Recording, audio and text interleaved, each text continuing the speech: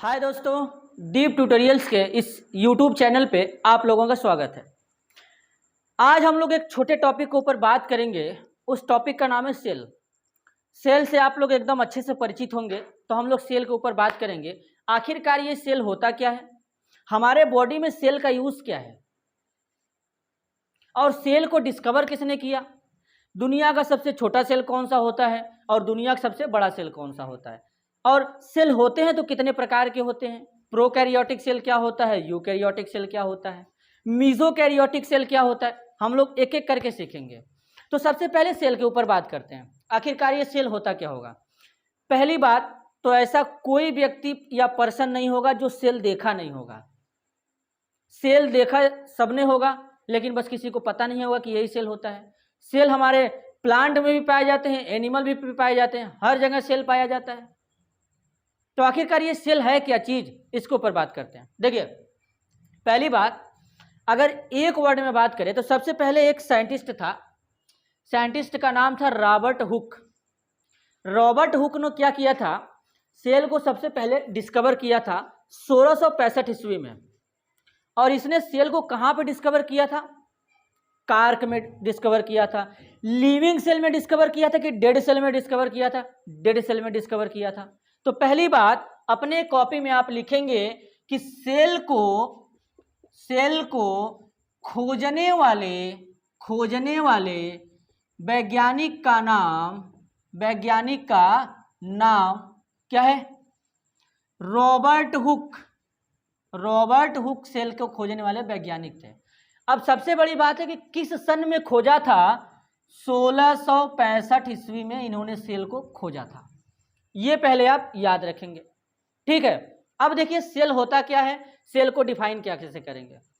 तो पहली बात, सेल जो होता है किसी भी जीवधारी का क्रियात्मक एवं संरचनात्मक इकाई होता है। यानी सेल क्या होता है, किसी भी जीवधारी का संरचनात्मक एवं क्रियात्मक इकाई होता है। मतलब संरचनात्मक एवं क्रियात्मक इकाई का मतलब क्या होता है, जिससे मिलकर के बॉडी का निर्माण होता है, उसी को हम लोग सेल बोलते हैं। एक वर्ड में डिफाइन करेंगे तो ये सेल का मतलब है, ठीक। अब जरा देखिए, अगर मान लीजिए सेल है, सेल को मिलाएंगे तो क्या बनेगा, टिश्यू बनेगा। टिश्यू को मिलाएंगे तो क्या बनेगा, ऑर्गन बनेगा। ऑर्गन को मिलाएंगे तो क्या बनेगा, ऑर्गन सिस्टम बनेगा।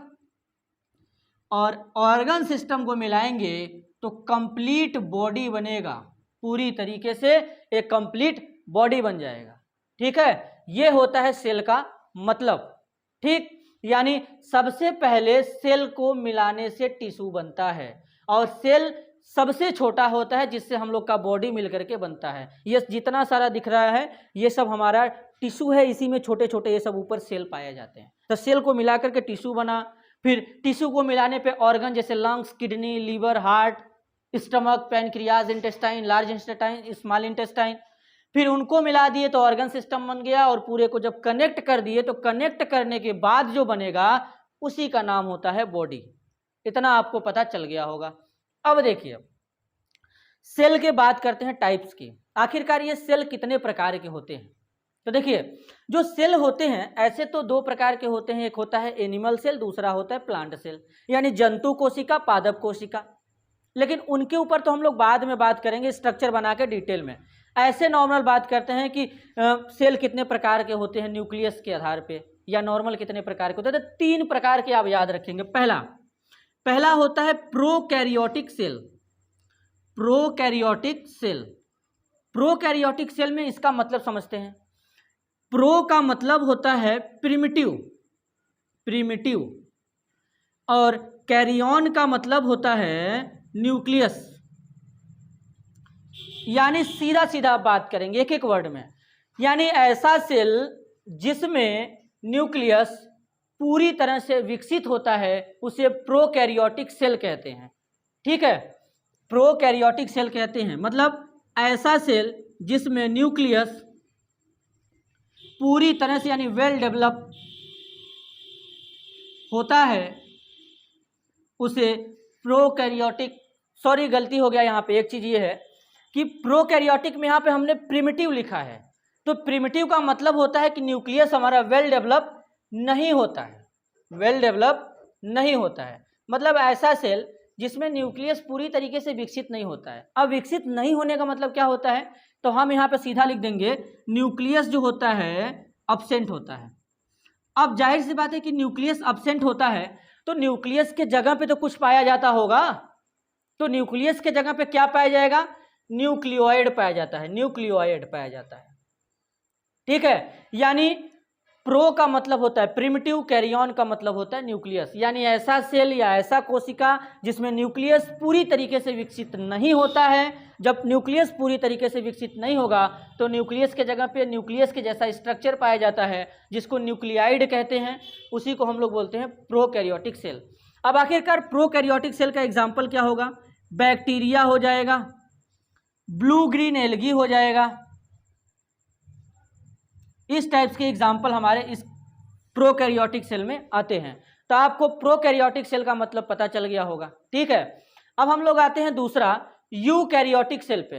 यूकैरियोटिक सेल, आखिरकार यूकैरियोटिक सेल क्या होता है? यू का मतलब होता है good or well, good or well, और कैरियन का मतलब होता है न्यूक्लियस, कैरियन का मतलब होता है न्यूक्लियस, यानी ऐसा सेल जिसमें न्यूक्लियस पूरी तरीके से विकसित पाया जाता है, वेल डेवलप्ड न्यूक्लियस पाया जाता है, उसे हम लोग कहते हैं यूकैरियोटिक सेल।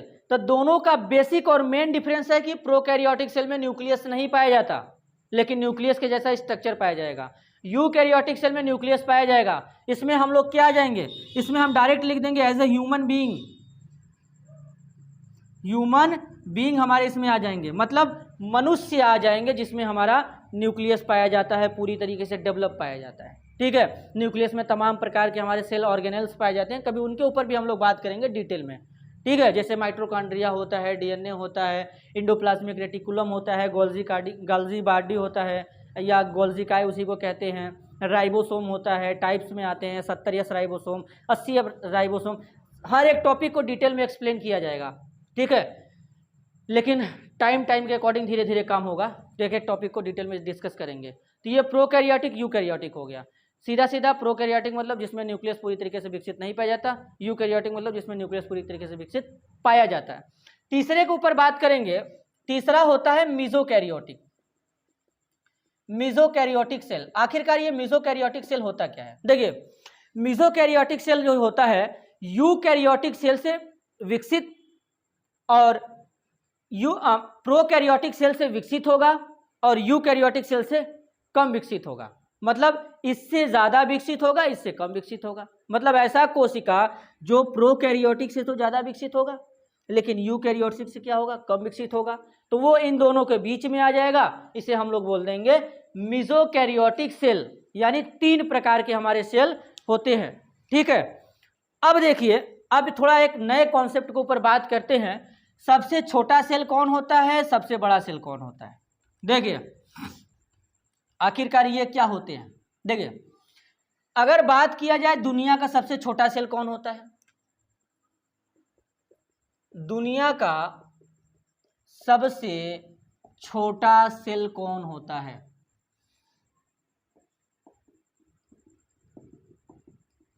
तो दुनिया का सबसे छोटा जो सेल होता है उसका नाम होता है PPLO, पूरा नाम होता है प्लूरो न्यूमोनिया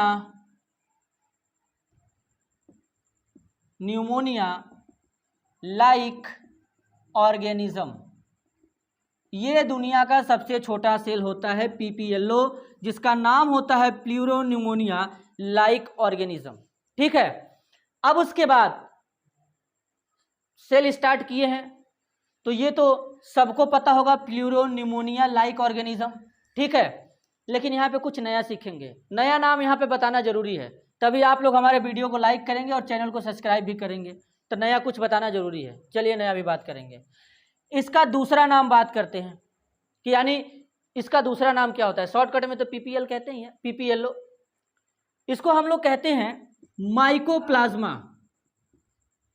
माइकोप्लाज्मा, इसको माइकोप्लाज्मा कहते हैं। अब क्या है कि कुछ लोग जो वीडियो देखेंगे उनको माइकोप्लाज्मा भी पता ही रहेगा, तो इस पर भी हमारे वीडियो को लाइक नहीं किया जाएगा, लाइक कम मिलेगा।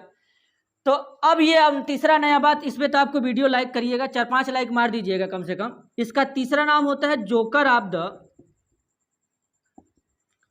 Plant kingdom. लीजिए, ये देखिए इसका बेहतरीन नाम, देखिए एकदम। आपको ये वाला पता होगा, ये वाला पता होगा, लेकिन ये वाला तो पता नहीं होगा, लेकिन हम ये वाला बता दिए। इसका तीसरा नाम है joker of the plant kingdom. क्यों बोलते हैं जरा समझते हैं। इसका स्ट्रक्चर कुछ इस टाइप से होता है कि अपने स्ट्रक्चर को बार बार बदलता रहता है, अपना शेप ही बदलता रहता है। जैसे जोकर होता है ना, अपना बार बार स्ट्रक्चर बदलता रहता है, तो इसका भी कुछ वैसा ही हाल है, इसीलिए इसका नाम रख दिया गया joker of the plant kingdom. एक मस्त बात जानिएगा, इसको खोजा गया था पस में। पस का मतलब होता है मवाद, जो चोट वोट लगने के बाद बॉडी में मवाद बनता है ना, तो उसी में इसको डिस्कवर किया गया था, पीपीएलओ को। तो ये देखिए एक फैक्ट वाला बात यहाँ पे, इसको याद रखिएगा पहला। आइए दूसरा बात करते हैं। दुनिया का सबसे बड़ा सेल कौन होता है, ये तो बच्चा बच्चा जानता होगा। दुनिया का सबसे बड़ा सेल होता है ऑस्ट्रिच एग। शुतुरमुर्ग का अंडा सबसे बड़ा सेल होता है, ठीक है। और आपको पता ही है शुतुरमुर्ग जो होता है भारी भरकम जानवर होता है, उसके पास तो पंख होता है, लेकिन उसके बावजूद भी नहीं उड़ पाता है। पता है क्यों?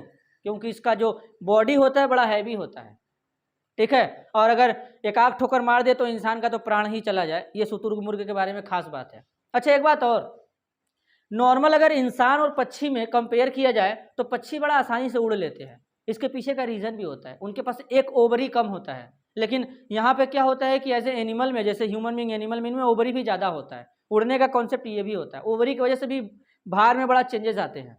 तो पक्षी के केस में ओवरी भी कम होता है, लेकिन शुतुरमुर्ग नहीं उड़ पाता, बहुत भारी भरकम होता है। एक बात और, शुतुरमुर्ग तो पत्थर उत्थर खा जाता है, आपको तो ये पता ही होगा। तो आपको ये वीडियो एकदम अच्छे से पसंद आया होगा। यहाँ पे सेल के बारे में ये केवल इंट्रोडक्शन पार्ट था। अगर आपको ये वीडियो एकदम अच्छे से समझ में आ गया तो हम लोग अगले वीडियो में एकदम छोटे छोटे कॉन्सेप्ट के ऊपर बात करेंगे, हम डिटेल में एक्सप्लेन बात करेंगे, एकदम आसानी से समझ में आ जाएगा, ठीक है ना। तब तक हम लोग अगले वीडियो में मिलेंगे, तब तक के लिए धन्यवाद।